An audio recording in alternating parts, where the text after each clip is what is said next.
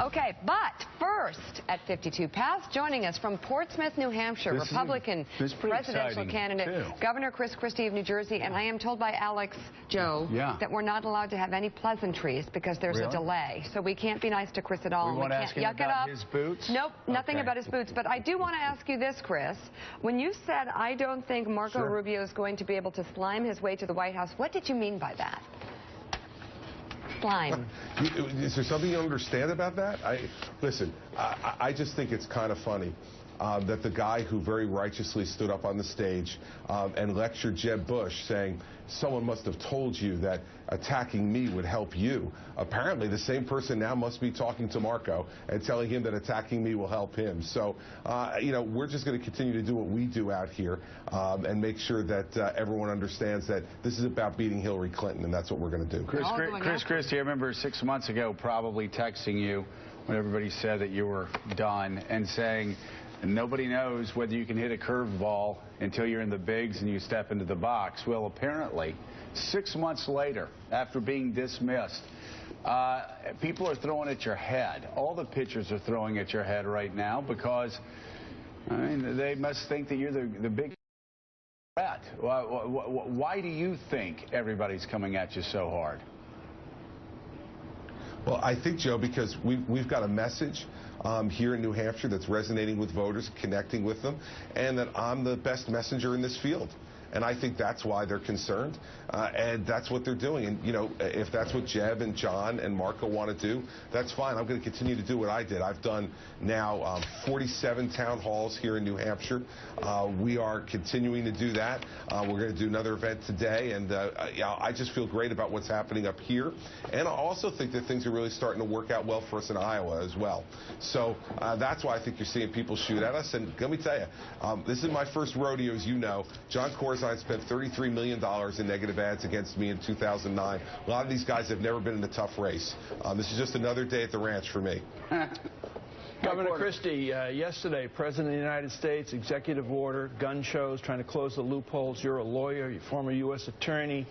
I've heard the Republican reactions from some candidates towards the president yesterday. I haven't heard yours, but I want to ask you, do you think the Obama administration is intent on coming after people's guns?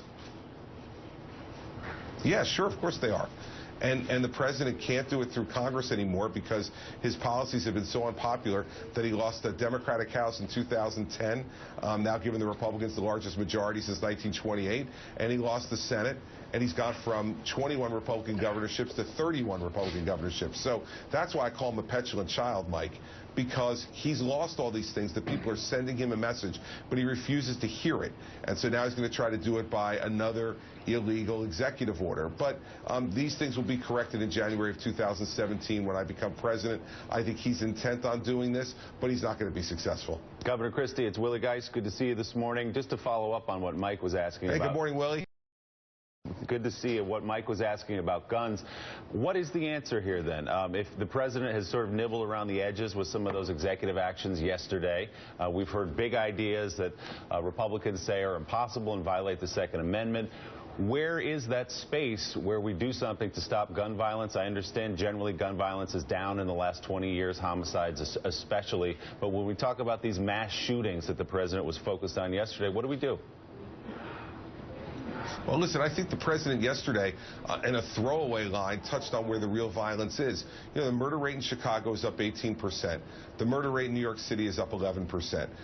The fact is that the violence is happening on the streets of our cities, and we need to have a really aggressive law enforcement approach to making sure that we take these guns off the streets, take the criminals, the felons who are using them off the street. And on the mass shootings, Willie, listen, I absolutely believe that this is a problem that we have to deal with more government involvement in mental health treatment, and give doctors and families the tools to involuntarily commit people who are either non-compliant with their medication or haven't been treated yet at all and are speaking violently. We need to be able to do that. Doctors right now are reluctant to do it. They're afraid of getting sued, and families don't know what their rights are and what their responsibilities are. We need to make that much clearer. Governor Mark Halperin here. You are a great student of politics. Can you explain why there's one guy who's at like 40% in the national polls, well ahead in most New Hampshire polls, not being attacked by anybody in paid media now, and you, who are clearly doing well, but not as well as Donald Trump, are being attacked by so many people. Why is that happening? Well, listen, I can't explain other than the fact that we've never had a candidate for president before who had a top 10 rated television show for 8 years or so before he ran for president. And so his name ID across the country is enormous based upon that TV show, and I think he's seeing a lot of the residual effects of that.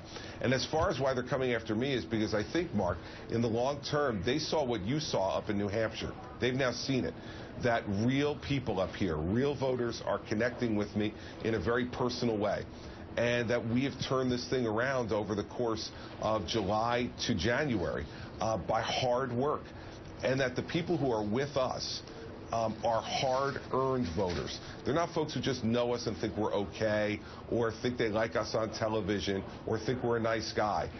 They've looked at us eye to eye, and they've made the decision that they want to be with us. And I think that's why all of the other candidates in this race, including Donald, by the way, who has attacked me any number of times in the last 2 weeks, pretty viciously, that's why they're doing it, because they see our progress.